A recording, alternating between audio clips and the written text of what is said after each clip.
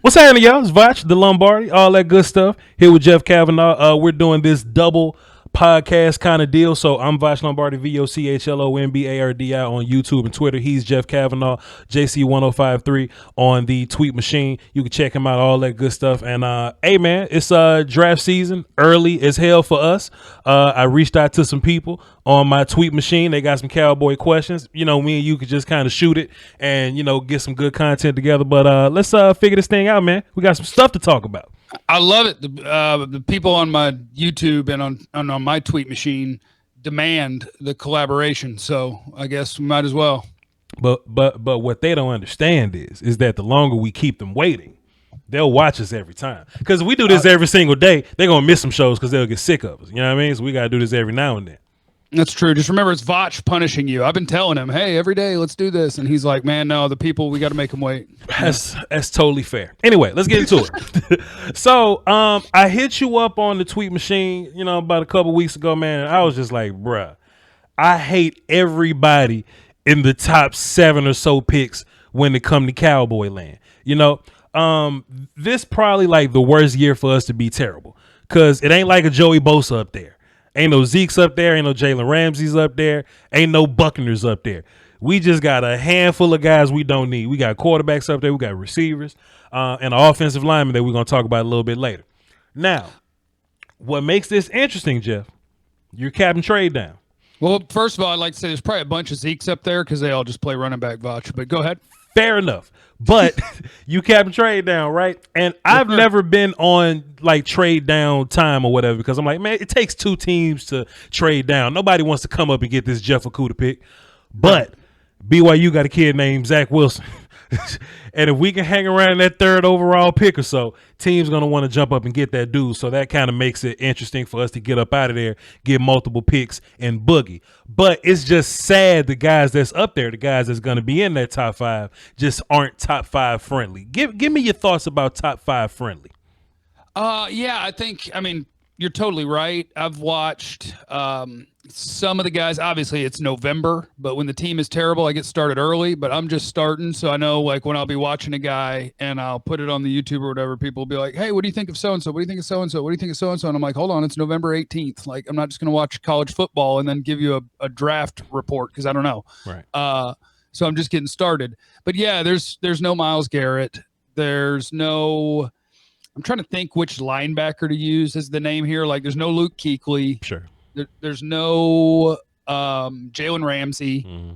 I don't think those guys are in this draft class. So I do think you're right. So if you're a college football fan, you haven't watched a BYU game, and I'm sure a lot of people haven't, watch one.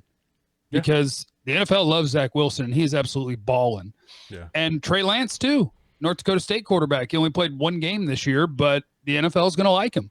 So, you know, I think it's still important for the Cowboys to be bad. I think it's important to be bad and parlay that into multiple picks because my dream is like my buddy Dane Brugler at The Athletic. He does this year round, right? Yeah. So he's like, I'll use his list as like a starting point. Then I'll go to Pro Football Focus's list, and then I'll use the scouting list, and then I'll get the Senior Bowl guys, and that's kind of how I'll watch them and how I'll rank them. Mm-hmm. He has the best 3 edge rushers as number 11, 12, and 13 overall. Yeah. And so I'm like, okay, if I move down and there's no Myles Garrett, somebody might jump at 6 or 7 for a pass rusher. But if we're talking about guys that are all lumped together and in kind of the same tier, then move down. Take one of them. Get an extra pick. Now there's your corner. He's an extra pick. He was free. Now get your safety. And yeah, I think that's the way I want the Cowboys to play it. So I need them to lose. Keep losing. Sure. So who have you watched? Let's just kind of get into it because I've watched a lot of the top 5 guys and I fall asleep on. I mean, Russo cannot play right now. Parsons ain't ready. So this is a question that I have. One of my people on the tweet machine, they was like, "How do you feel about the guys that aren't playing football this year that opted out?" I think Penei Sewell and Jamar Chase probably the only guys that can afford to not play football this year. I think Russo should have stayed. Parsons probably should have stayed. You know, some of these other guys that probably need a little more film, a little more time in the game, you know? I think it's weird, though, because a lot of times in the draft circles, what happens is the more tape you put out, the more we nitpick guys. Yeah. So, like, I'll give you an example. Caleb Farley hadn't played this year. That's the Virginia Tech corner. Sure. I watched some of his tape from last year. Mm-hmm. He hadn't played this year, and again, I'm just plugging a buddy who I think is really good at this stuff. Mm-hmm. He had him jump Patrick Surtain, who is playing as a prospect, because when you're playing, you start pulling them apart, and when you're not, you get caught up on the tools and the traits, and you're not out there putting out film that says you got better and that you've progressed as a football player. So they just fall back on, but that's a twitched up athlete. Oh, that guy, boy, he's got some burst. And they I don't know. I think it might work for some of these guys. I really do. Okay, but it works for them in the business side, but I don't want to be bamboozled with your terrible production. You know what I'm saying? Yeah, for sure. Like as an evaluator, it sucks. Yeah. It sucks because you don't know. And like Caleb Farley's one of them. Sure. I was watching Russo, man. Greg Russo, top edge rusher Miami. Right. He's built like a skinny outside linebacker dude, but he plays like a strong side defensive end, but he's not big enough to do it. And he's like 6'7", so he can't turn really well. And he's not twitchy, but he's strong, but he's little. And I'm like, what the hell am I supposed to do with this dude? That's a weird combination because you want him to be like, if you're going to be a skinny guy, because when you're drawing that picture, because I actually haven't watched Rousseau yet, you're drawing me a picture of a guy that's like a taller version of like Randy Gregory was in college. He was like 6'4", 230, but because he was long and lean, he was hyper athlete. He was turn the corner guy. He was bend the edge guy. He was that kind of guy. And if you're telling me Rousseau is not, and he plays more like a big guy, I mean, that's kind of like Taco, except Taco wasn't that tall, so he wasn't as stout. He's either little Taco or big, slow Arden Key. Okay. Well, I don't want him. Which is weird, and that doesn't help anybody. That doesn't help a soul here. I don't want him. Parsons, all of his film was weird till I watched the Memphis game, and I remember Van Der Esch or whatever, right? Like Van Der Esch, all of his film was weird till you got to the Oregon game, and he just started beating the hell out of Oregon, and Parsons was like that. So I just I don't mind these dudes going out to go get their money and not risking football to get their money. Shots out to you. But I think it's going to end up hurting them a lot because, you got media scouts and then you got dudes that watch film for real. And like media scouts, they'll have Brad Kaya, like the first guy. And then it goes on and he ends up being like a 6th, 7th round guy. You know what I mean? I'm not saying that's going to happen with Parsons or Russo, but I think they don't have an opportunity to defend themselves. You know what I mean? They don't have an opportunity to correct that, because you could be a guy that had 15 sacks. Russo had 15 sacks, but if you just beating guards that are terrible because you got 4 sacks on Florida State, then that's not good for you, fam. That's not good for your health. So I'm definitely out on those guys. I'm trying to trade back to like 18, 17 or something and give me like a 1-tech. So I'll bring you back to do you have a 1-tech in mind? Marvin Wilson is a grown man, and I don't really like 1-techs for real because they slow, but his big ass can hustle, and I like him. I liked him too. That's why I asked. I was like, because I got one in mind for you. I want to go back to Parsons real quick, because even the Memphis game, because I knew Memphis was his best game. Mm-hmm. That's what everybody was talking about, and I was like, all right, well, let me put his best on real quick. Sure. And so I watched the Memphis game, and even in that game, and this is what I mean when I say there's not a Kuechly, like, and Sean Lee when he's healthy, right? Back in the day. Right. There are linebackers that you feel like they're in the offensive meeting rooms. Mm-hmm. The ball is snapped and they're headed to the play, the end. And Micah Parsons, Micah Parsons he's a freak show of an athlete. Sure. Dude can run like the wind, hit like a Mack truck. He's big. He's got all the things you want athletically. Mm-hmm. But I'm watching a guy that's shooting gaps and giving up big plays for no reason. Like it's almost like he's playing Jalen Smith hero ball out there. And he's not always even moving in the right direction after the ball is snapped, when his key is telling him, hey, the ball's going here. Sure. He's either late or he's false stepping. And so I'm not even saying that Micah Parsons won't be a Hall of Famer. He might be. Sure. But what's missing here is the guys that you feel like, man, that's a sure thing. Yeah. I'm not going to miss with him. Yeah. And like that's, to me, I would already be a little skeptical of a linebacker in the top 5, just because I want to spend my premier picks on the premier positions, because part of my goal is to save money. Mm-hmm. Like corners make over 20 million.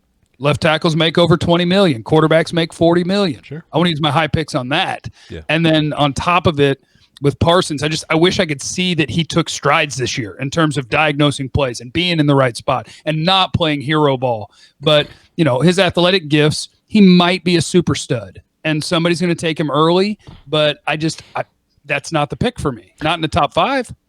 Just because you don't go top 5 doesn't mean that you're terrible. You know what I mean? Draft fans got to understand that.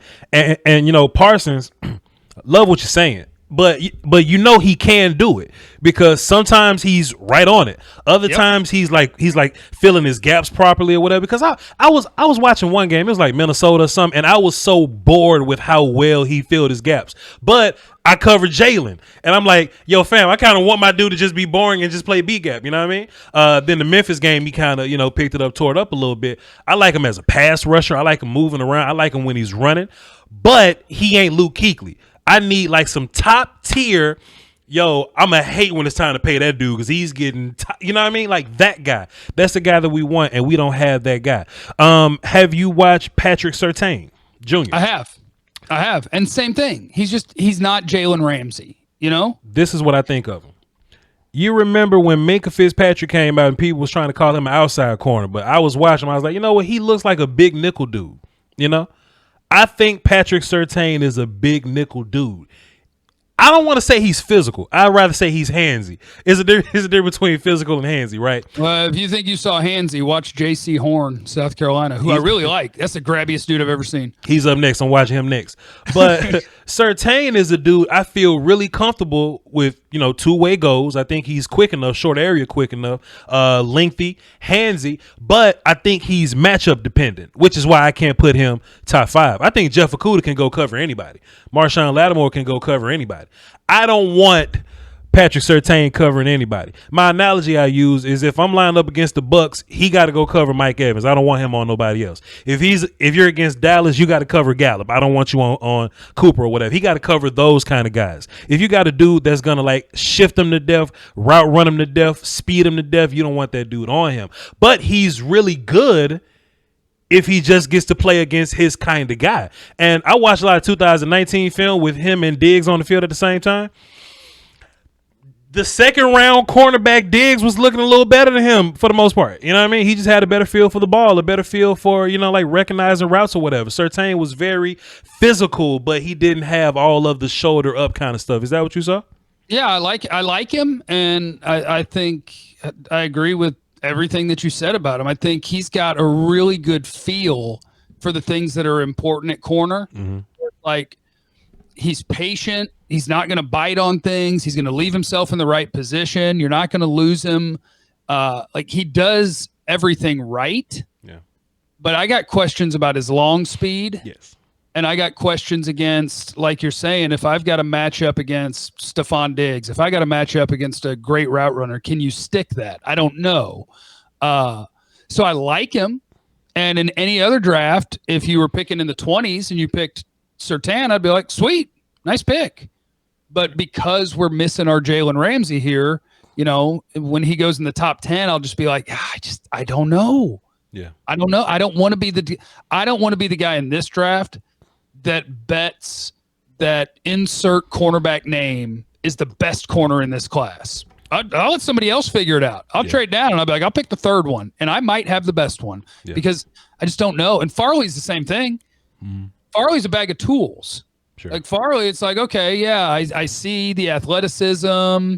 I see some ball skills. I see the reactionary quickness. Like I see things, but I haven't seen a lockdown corner. Sure. I see a guy that somebody's going to bet on physical traits, and that's what we're talking about picking in the top 10. We had this thing on my show called shooting dice in the bathroom, and it's just needless gambling. You know what I mean? Those guys that are like, hey, let's get rid of Dak Prescott to bring in like Trey Lance or something. You know what I mean? Mm-hmm. Those guys. Like if you want to bring in Trevor Lawrence to replace Dak, I wouldn't like it, but I get it. That's Trevor Lawrence. But past that, I'm not trying to dig into the Mac and Trask and those guys. I'm not trying to shoot dice in the bathroom on that. Well, no, because that's getting worse at quarterback on purpose. It's getting worse. That's the worst idea ever. The only other guy that to me is at least interesting is Justin Fields, because that dude is absolutely balling this year. And so I look at those two and I'm like, okay, like if you want to have a spirited debate about could these guys be better than Dak? Because that's where it has to start. Sure. If it doesn't start with, I think he can be better than Dak, then don't talk to me about the quarterback. Because if you're here just to save $40 million, fine. I'll promise you a Pro Bowl left guard and a Pro Bowl corner. If you get worse quarterback play as your trade-off, you just got worse. $40 million don't mean crap if you get worse quarterback play. So it's got to be a prospect that you're just like, dude, he's a monster. Otherwise, pay your quarterback. I just think people get so caught up with the mystery box side of it, right? And they get so caught up in, yo, Voch, do you see what Trevor did this year? Do you see what Justin is doing this year? But like, do you remember what Dak did when he was in college? Like, you know, like it's easy to feel really good about these college guys. And my problem, Dak was on pace for throwing for 7,000 yards this year. So is Trevor Lawrence going to come in and throw for 7,000 yards? If you consider Dak to be a top 5 quarterback, I think he does. I think he's like 4. I think he's like, you know, right up under, you know, Russell, Pat, Aaron. I think he's better than Lamar because Lamar hadn't thrown the ball for more than 200 yards this year. But Kyler close. Kyler just got to keep doing it. But I know just in my personal opinion, Dak is a top 5 quarterback, right? So that means Trevor got to be top 3 to make it interesting. So you might as well just keep your picks. And just a nuanced Cowboy note, the Cowboys draft better than evaluating free agents. So I kind of just want the picks and just let them dudes draft. You know what I mean? But let's get into this though, Jeff, because and this has been getting a bunch of buzz on the you know, Cowboy streets is this Penei Sewell kid from Oregon. And I think the only way that you consider him is if you can't trade back. But if you got to go with that dude, he's about the only. I feel great about this kid. Like if we had to get him, he's the only dude up there that I feel really, really good about, and we could possibly use him to any kind of capacity. What did you see when you watched him, sir? Yeah, I think that is this will be the shortest conversation ever. I think he's the only non-quarterback premier prospect. Sure. I think he's the only top 5, top 10, where whatever year he came out, you'd be like, oh, yeah, top 10 pick. Sure. I think he's the only one. So it would be, I think a lot of people, I don't know if they would be mad about it because everybody knows they got to fix that defense. But if you somehow got stuck and you couldn't move and nobody wants to come up, sure, you've got to. You're picking a player for 5 years and ideally 10 years, and so you can't intentionally pick a worse player who you think is going to have a worse career for a 5-year contract just because he plays the wrong side of the ball. Yeah. You'd have to pick him because you could play him at left guard right now. Sure. You play him at left guard, and then whenever Tyron goes out to pasture or.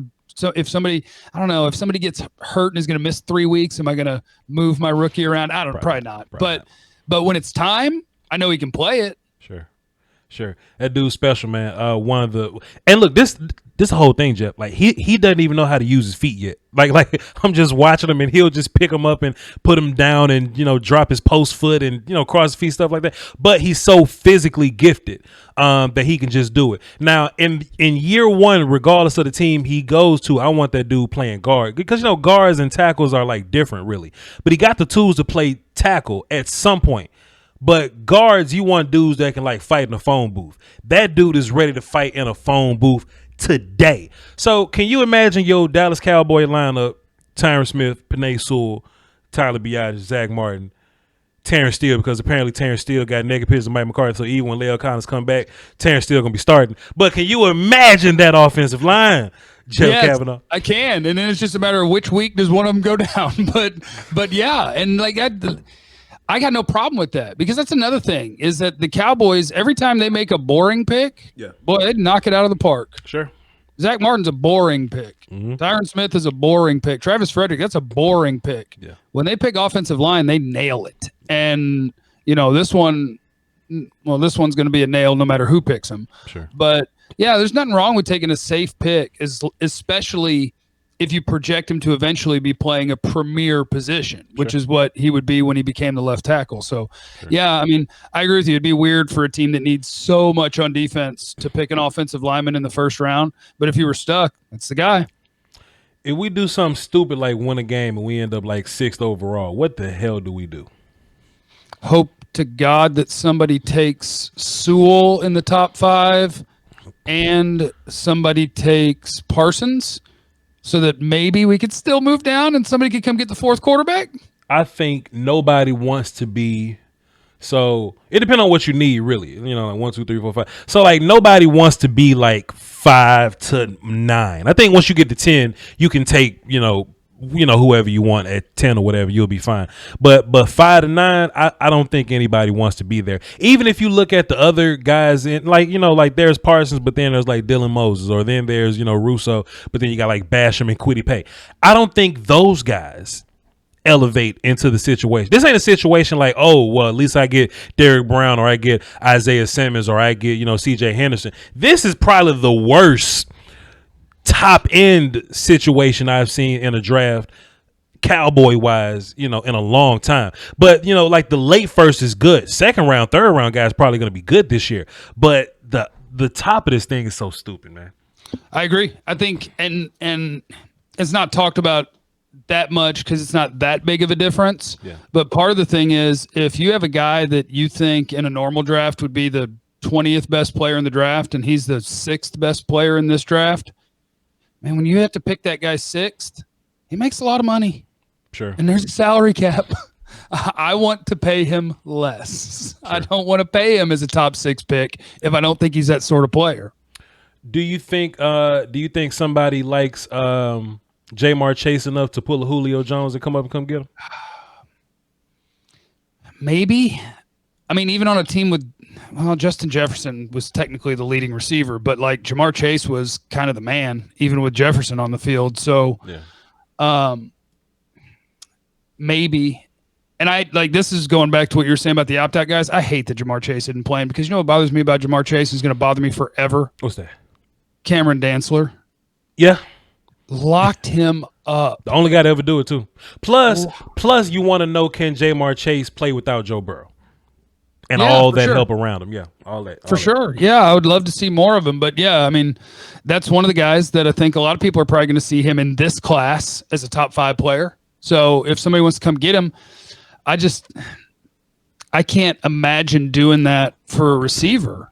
Sure. Like, Julio was different because Julio was literally the prototype. Sure. Julio was like, hey, how tall do you want a receiver to be? 6'3", done. Mm-hmm. What do you want him to weigh? What was he coming out? Probably 210? Just make him perfect, please. Sure. All right, what do you want him to run? 4.3. On a bad foot. He ran a 4.3 on a bad foot. Vertical? Make it over 40 inches. Done. Where do you want him to play? Bama and show out. Done. Like he was a perfect prospect. Yeah. Perfect. Damn Chase ain't gonna test like Julio Jones tested. I just think when it comes to drafting, I think so many teams sat so that other teams can fly. You know what I mean? I just think nobody wants to really give up draft capital like that unless it's a quarterback, or just rather moving into the top 5. Like if you at 17 moving up to 15, I think that's different. But for the most part, we don't really see teams going up into the top 5 to get something else besides quarterback or anything like that.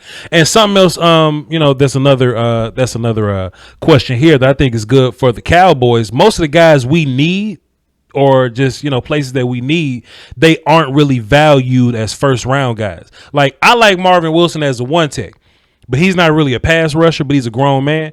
But those type of one techs don't end up being first round guys. Most of your favorite safeties in the past few years or so, they end up being late first, second round guys or so. You know what I mean? So let me ask you this. What targets are we looking for? If we could trade back, right? If we could trade back into the mid-first, late-first, second round, what targets do we look for around there? So I think the Cowboys are historically a fan of, and I kind of like the idea of, can I pick the first guy at a position? Mm-hmm. And so for the Cowboys, what about safety? If you go all the way back to 25, and I haven't watched him yet, but I think some people will say the TCU Morrig is the top safety in the draft, whatever. Yeah. But how about the first safety off the board? That, to me, sweet. The first pass rusher off the board, if you're talking about it like 10 or 12. I don't want that dude, though. Yeah, and that's the thing. It's like you're not going to feel great. You know what? I guess I should say go back to 17 and take the third pass rusher off the board because I don't know which one's going to be the best. You just take your shot on one of them. Yeah. Defensive tackle is tough because I think what we're going to find is that Barmore is probably going to be the best defensive tackle in this class. Sure. And like I love the way he plays. I love how strong he is. I love the motor. 3 tech to you? Can you ever picture him having an 8-sack year? That's what I'm saying. I can't. That's what I'm saying. So him and Marvin in that same conversation. Bama got another dude that's just another big body kind of cat that's just in there. Like they're not gonna be these early guys that we're used to when it comes to like Bama dudes. He's not like Jonathan Allen or like Deron Payne or anything like that. But we got a lot of Deshaun Hands and Ashawn Robinsons this year. You know.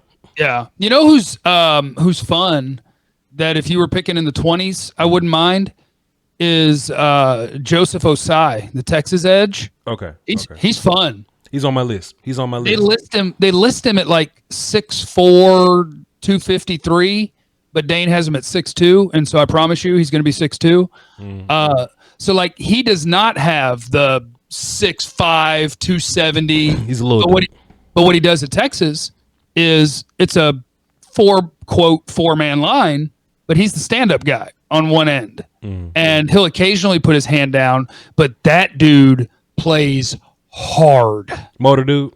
And for a guy, you know, if you're looking for a guy that when they're going to run right at him and you're like, okay, build me a guy that can stop that. You'd be like, all right, give me long arms, give me 270 pounds. And in his case, he's 6'2", 255, but at least in college, he's really good at beating them to the punch, at controlling blockers. And these 300-something pounders, and he's 250-something pounds. So, you know, some people will probably call him a 3-4 outside linebacker, but that's okay, especially right now with the Cowboys, right? Sure. And if you want to play 4-man line, I got no problem playing him at right defensive end. If you want to play a 3-man line with a stand-up edge and you want to play him as a stand-up edge, I think Osai is fun. He can run. He's got power in there. He can turn the corner a little bit. I think the only thing working against him as being like a top 15 guy is that he's not built like most pass rushers. Sure. So how do we balance that, right? Because you just brought this up. We're trying to move into a new scheme. We're not having none of that this year, though.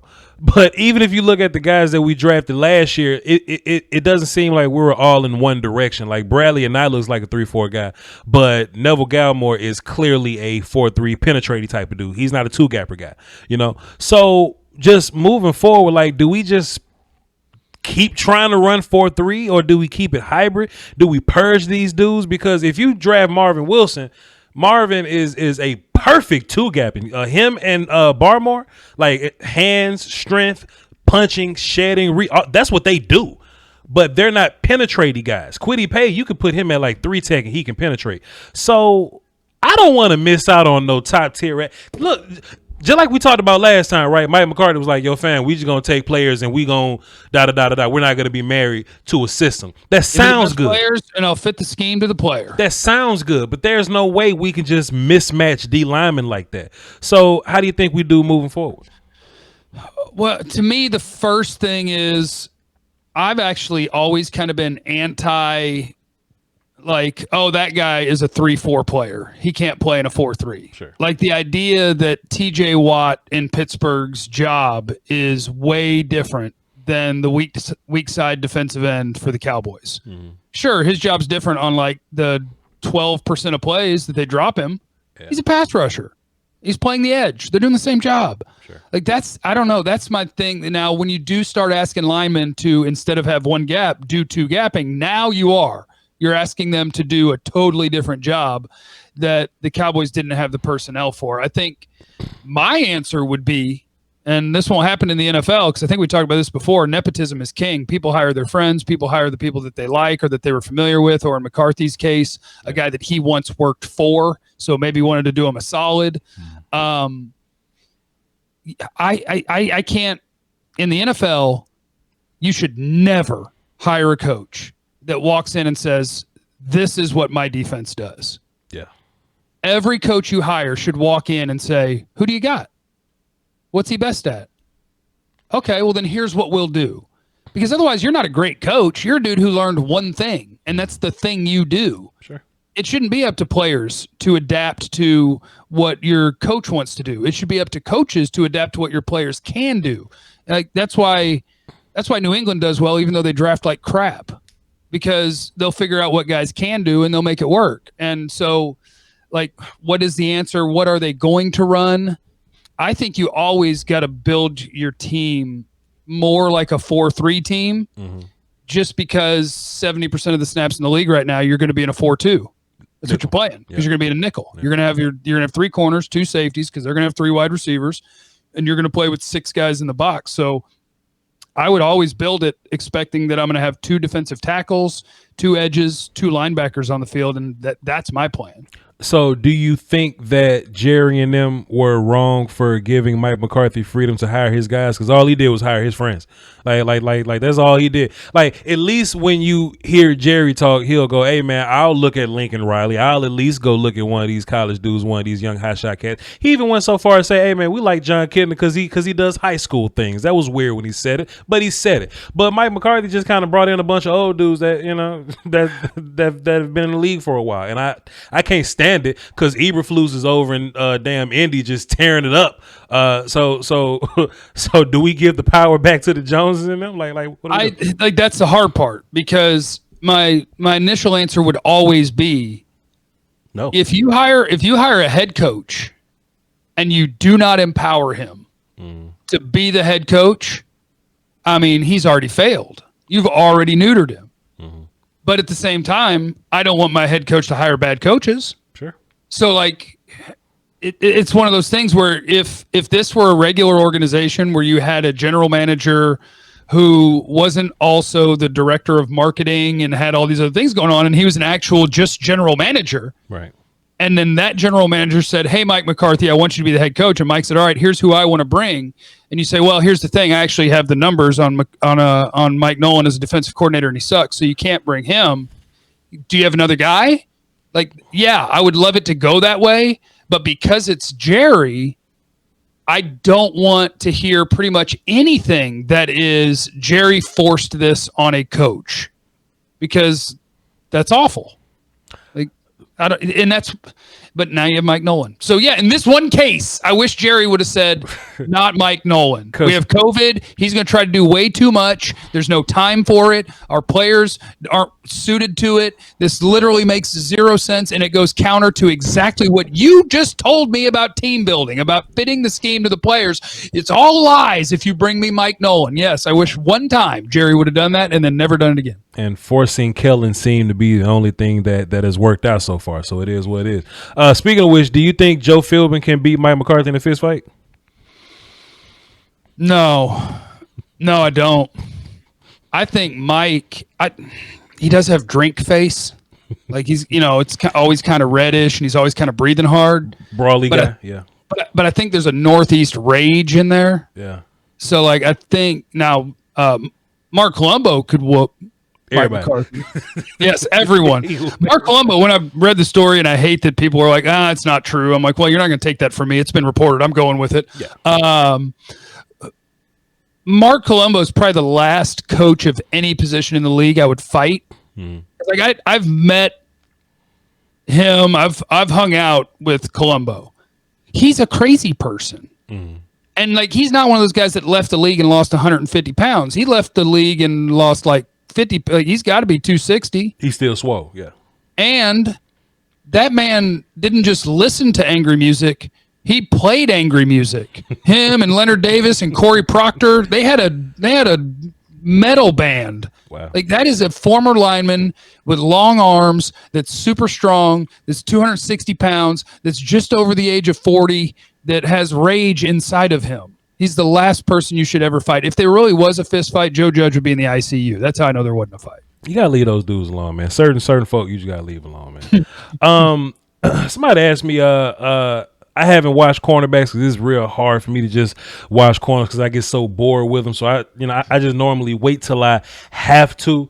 But safeties and corners suck, man. But do you have a power ranking for Sean Wade, Surtain, J.C. Horn, just the top few corners or so? Because Cowboys are so corner needy, I guess. So I've only seen Shaun Wade live this year. I haven't studied him yet, but I know that it's weird because he's going to have a really good rest of the year. Because what happened and Shaun Wade is Ohio State, but a year ago, if I have this right, he was the slot guy, and boy, people loved him. He played so well. Sure. And I believe he's the one who got called for targeting in the Clemson game that gave a free first down that probably shouldn't have happened, and then ejected a good player, and then Clemson got to win that game and lose the national title game. I think Ohio State might have beat LSU, but don't worry about that. This year, Shaun Wade's playing outside. And I have to pull up their schedule. I forgot what game I was watching. But a random guy, like basically me, kicked his ass. Penn State dude? No, worse school than that. Wisconsin? It might have been Penn State. I don't remember. Penn State does suck, though. I don't know about like March or something. I'll have all this information about March. Yeah, I'd forget, but somebody's going to be watching this and be like, yeah, I know. I watched. And he was like, he got mossed on one play, and then he got run by, and it was like, holy cow. It's definitely so he was considered a no doubt first rounder as a slot guy. Now he's playing outside and he's having some struggles, so he's going to have to figure that out. I'm tempted to put J.C. Horn as my top corner. Yeah, I'm tempted because I think he's got a lot. First, I like my corners to be incredibly cocky, and I like when I can see it on tape. And he's got, like, my favorite thing is Jair Alexander walking like a pigeon or whatever he was doing, his little weird strut. Yeah. That's my favorite thing. Corners have to be cocky. And J.C. Horn's cocky. He is super physical. He's athletic. He's quick. He's fast. If he tests well, I'm going to fall in love with him. His one thing is he is maybe the grabbiest corner I've ever watched. He doesn't have to. He doesn't have to, but he does, and it's how he plays. And so in the NFL, that's going to draw flags, so we're going to have to dial it back. But I like him a lot because I love the demeanor, I love the confidence, I love the physical traits, I love the way he plays a ball in the air or at the catch point when the ball arrives. He's going to time it up perfectly. So I love a lot about him. The only thing I don't like is how many PI flags and how many holding flags are we going to get. Whereas with like Surtain, I got some questions about the long speed. Sure. I got some questions about covering the smaller guys. Everybody got questions, man. Yes. And with Farley, I got questions about like everything. Yeah. I don't know. IQ stuff. I try so hard. Yeah. And tell me if you struggle with this ever. Okay. I try so hard to ignore everyone's rankings. Yes. I try really hard. Like I'll use them as a starting point to watch tape. Mm-hmm. I just need a list of people. Yeah. Every year I'll break my own rule on at least one or two players where I'll be like, this dude can't play. Mm-hmm. Like I wouldn't pick him. Yep. And then you'll like everyone's rankings is like, oh, he's the 19th best player in the draft. Oh, he's 21st best player in the draft. Oh, I got him in the early second. I'm not as high as some others. And I'm like, crap, I'm the only guy in the whole world who thinks he can't play. Sure. And then I'll be like, all right, let me move him up like to the third. So I still hate him more than everybody else. I did with Solomon Thomas. I watched Solomon Thomas in college and I was like, he can't play. Oh goodness. I was like, he's a little three technique. He's not winning on the edge. Yep. And so I even have on my board, I didn't have the nuts to take him out of the first round because I knew he was going top 10. Sure. So I put him down lower than the other ones underneath it all, and I put his name, and then underneath it, I typed little tiny 3-tech, no idea why people like him. Yep. I even put a note in there for myself and for people to see later. I think he sucks, and I put him in the first. So that's where I'm going to end up with Farley, because right now, from what I've seen, I'm like, that's not a first rounder, but the whole world's going to tell us he's a top 10 player, and hopefully I'll stick to my guns. I just got to trust myself, man. You know what I mean? And for the most part, I get it right. But like you say, like every time there's always somebody that just kind of, you know what I mean? Like my biggest video that kind of blew me up. It's not my biggest no more, but when I first started doing this, Solomon Thomas, but I was like, there's no way people think this dude is better than McDowell. Malik McDowell from Michigan State that year. There's no way and Malik didn't play a snap of NFL football, and I still think he's better. But and you're right, he was a better player. He was a head case is the problem. He was just a little weird. But you just got to stand on that, man. You just got to stand on it. And I'm not like giving you advice or nothing, because I still look at a draft board, still see somebody that I know I don't like, and still comply to that notion of like media scouts and what they do. I may not like it. I may not like it, but it just is what it is, dude. We'll get better at it. Yeah, I have the same advice for everybody. Believe yourself. You know what you're watching. Sure. But we've been talking about a lot of corners, man. Like there's a whole gang of corners this year. Like I just wanted to ask you about Georgia's secondary, where apparently every damn body going pro. You seen that? Yeah, and I haven't seen him yet. And I'll tell you what, I would not be surprised at all if there's a guy, because what I've just watched what is considered the top 3 corners so far, and I'm just working my way down. It's November 18th, people. Chill out. Yeah, cut me some slack, okay? Yeah. Check in with me in January. Let's see what the list looks like. February. I wouldn't be surprised if I'll see a couple of corners along the way where I'm like, oh, yeah, this dude can play. Yeah. And, like, my draft board ends up saying J.C. Horn, 1-2. Sertan 1-2 or a 2 guy I haven't watched yet 1, and he's the top guy.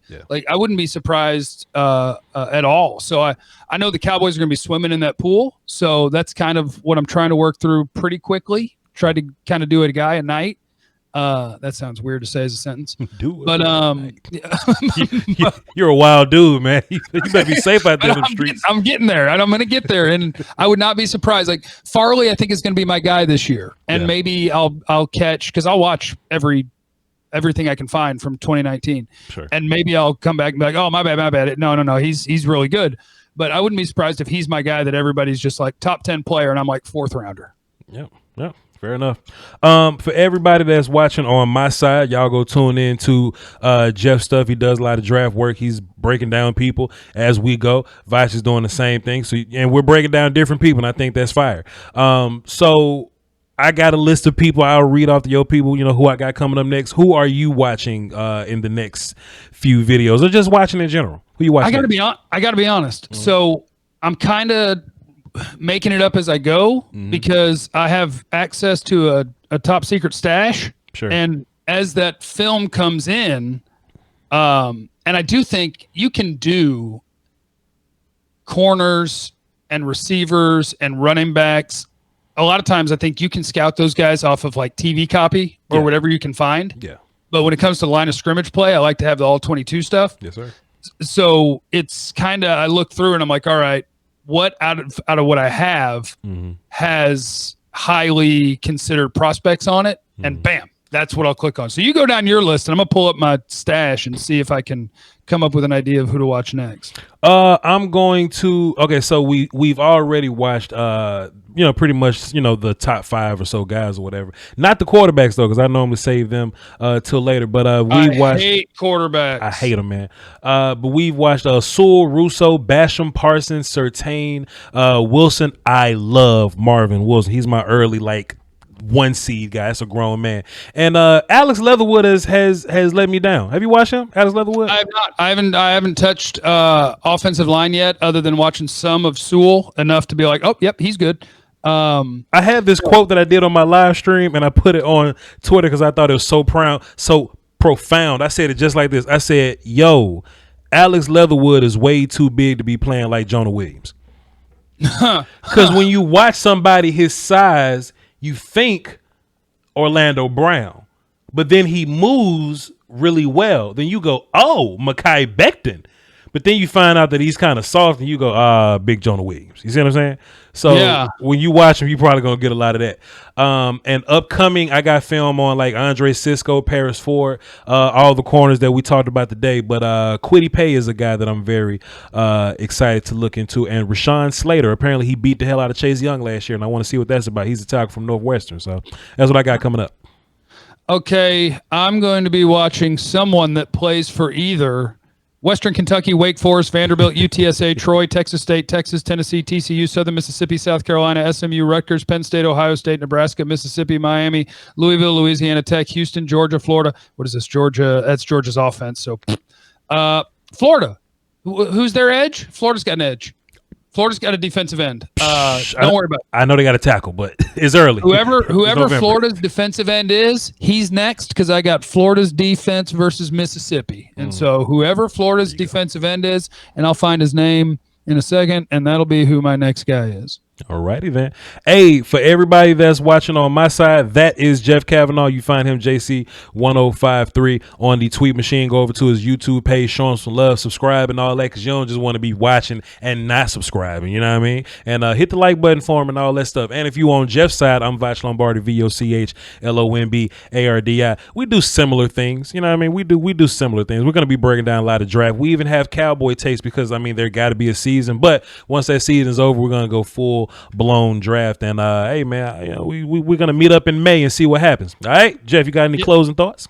No, other than Florida doesn't have an edge. I was wrong. No Florida edge. Look, just they got a fat kid in the middle. There's a tackle. Subscribe to Voch. Yeah. Subscribe to me, and so I'll be watching something. Yep, I'll be watching something. Yep. And you can watch along. It'll be great. Something relevant. All right. And we're going to rendezvous back here. And it should be fun in April or May. And Jeff, we're going to tomorrow. Me and Voch will be back tomorrow. I got to commit to it. We're but I'm lying to you. We're not coming back tomorrow. But y'all hold it down for the Doski Woski and the Peasky Weesky, man. Till next time. Salute.